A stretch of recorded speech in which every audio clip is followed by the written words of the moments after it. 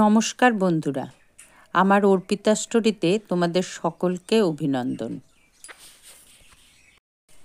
বিপদে পড়েছেন? ভাবছেন এর থেকে বের হবেন কিভাবে? জীবনে বেঁচে থাকতে গেলে বিপদ আসবেই।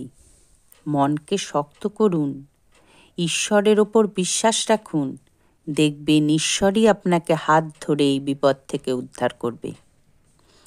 সারদা মা এবং রামকৃষ্ণদেব সব সময় বলতেন, তোমরা সমস্ত ভার ঠাকুরের ওপর ছেড়ে দাও, ঠাকুর ঠিক তোমাকে উদ্ধার করবেন। সুখ থাকলে যেমন দুঃখ আসে, তেমনি বিপদ তো আসবেই। জীবনে চলার পথে বিপদ ছাড়া কি আমরা চলতে পারি? এই প্রসঙ্গে সারদা মায়ের জীবনের গল্প তোমাদের আজকে বলি। সারদা মায়ের বাবা রামচন্দ্রের যখন মৃত্যু হয়, তখন তাদের সংসারে খুব বিশৃঙ্খলা। তখন সারদা মায়ের ভাইরাও সব ছোট ছোট। এই সংসারের হাল যে কেউ ধরবে এমন অবস্থা ছিল না। সেই সংকটের সময় শ্যামাসুন্দরী দেবী খুব কষ্ট করে সংসার চালাতেন। তিনি কায়িক শ্রম করে এই সংসার চালিয়েছিলেন। গ্রামের বারুজ্যেরা ছিলেন অবস্থাপন্ন লোক, তাদের ধান ভেঙে দিতেন তিনি। বারুজ্যেদের ধান ভেঙে দেওয়ার জন্য পারিশ্রমিক হিসাবে তারা 4 কুড়ি ধান দিতেন শ্যামাসুন্দরী দেবীকে। এই ধান দিয়ে কোনো মতে তার সংসার চলত। সারদা মা যখন জয়রামবাটিতে থাকতেন, তখন তিনিও মাকে তার কাজে সাহায্য করতেন। ভাইরাও কয়েকজন মামা বাড়ি, কেউ জেঠুর বাড়ি, এইভাবে থেকে কোনো মতে সংসার চলত। এইভাবে বহুদিন শ্যামাসুন্দরী দেবী কষ্ট করেছিলেন।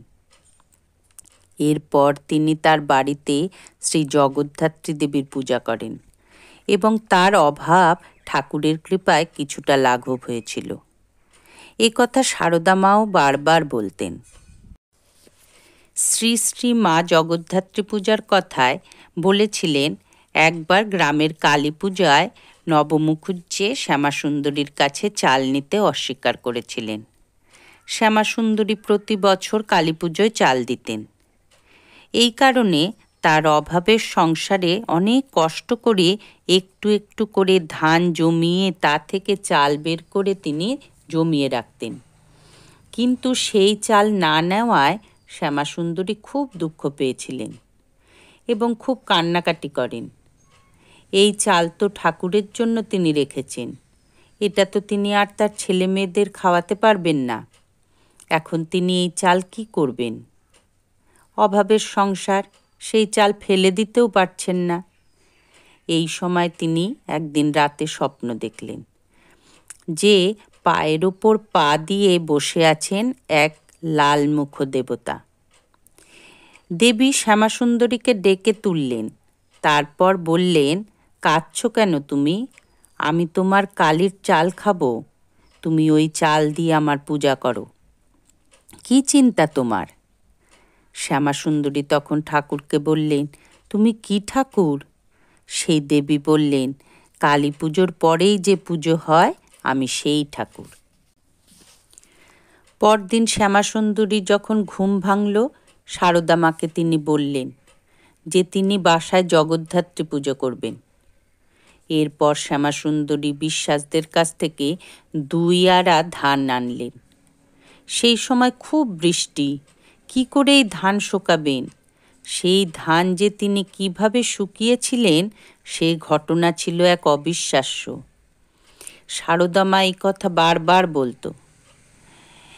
এই ক্ষেত্রেই বলতে হয়, বিশ্বাসে মিলায় বস্তু তর্কে বহুদূর। তিনি ঠাকুরের উপর বিশ্বাস রেখেছিলেন, তাই তার সমস্ত পুজোর জোগাড় আশ্চর্যভাবে পূর্ণ হয়েছিল। ঠাকুরের রং আগুন দিয়ে সেকে শুকনো হয়েছিল। এই সময় সারদা মায়ের ভাই প্রসন্ন গিয়েছিলেন রামকৃষ্ণদেবকে আনতে পুজোতে। তিনি সব শুনে বলেছিলেন, আমার তো যাওয়া হবে না, আমি বলছি এই পুজোর পর তোদের খুব ভালো হবে, মা নিজে যাবেন তোদের কাছে। পুজো খুব ভালোভাবে হয়েছিল। দেবীর কৃপায় সমস্ত গ্রামের লোক প্রসাদ পেয়েছিল। সমস্ত খরচ মিটে গিয়েছিল সেই চাল দিয়ে। প্রতিমা বিসর্জনের সময় শ্যামাসুন্দরী দেবী তার কানে কানে বলে দিয়েছিলেন, মা, তুমি আমার বাড়িতে প্রতি বছর এসো। আমি সারা বছর পুজোর জন্য অল্প অল্প করে জোগাড় করে রাখব। এরপর থেকে প্রতি বছরই তিনি জগদ্ধাত্রী মায়ের পুজো করতেন। পরের বছর শ্যামাসুন্দরী দেবী সারদা মাকে বলেছিলেন, তুমি কিছু সাহায্য করো, আমার দেবীর পুজো হবে। তখন সারদা মা বলেছিলেন, আবার পুজো কেন? একবার তো হলো। কিন্তু রাতে তিনি স্বপ্নে দেখলেন জয়া বিজয়াকে নিয়ে জগদ্ধাত্রী এসেছেন। তাকে বলছেন, তুই যখন চাস না তবে আমরা এই বাড়ি থেকে চলে যাব, আর পুজো করার দরকার নেই। তখন সারদা মা মায়ের পায়ে পড়েছেন। তাদের বললেন, কে তোমরা? তখন দেবী বললেন, আমি জগদ্ধাত্রী। তুই যখন চাস না পুজো হোক তবে আমরা চলে যাই। তখন সারদা মা তাদের মিনতি করলেন ও তাদের থাকতে বললেন। এরপর থেকে প্রতি বছর সারদা মাও পুজোর সময় বাড়ি যেতেন এবং তার মায়ের পুজোর কাজে হাত লাগাতেন। এরপর থেকে সারদা মায়ের বাপের বাড়ির অবস্থা কিছুটা হলেও বদলে গিয়েছিল। ভাইয়েরা আস্তে আস্তে কিছু করত, এইভাবে তাদের কোনো মতে সংসার চলে যেত, আর ওই অভাব দূর হয়েছিল। তাহলে দেখুন, বিপদ যেমন থাকে তেমনি তার থেকে বের হওয়ার পথও থাকে। আমাদের সেই বের হওয়ার পথটাই বেছে নিতে হয়। ঈশ্বরের পথে থাকলে আমাদের সব পথ যাতে সুষ্ঠুভাবে হয়। ঈশ্বরের উপর বিশ্বাস থাকলে তিনিই এই বিপদ থেকে উদ্ধার করেন। ঠাকুর ও মার আশীর্বাদে তোমাদের জীবন হয়ে উঠুক বাধামুক্ত। আমার চ্যানেলটাকে ভালো লেগে থাকলে লাইক ও শেয়ার করো এবং সাবস্ক্রাইব করো।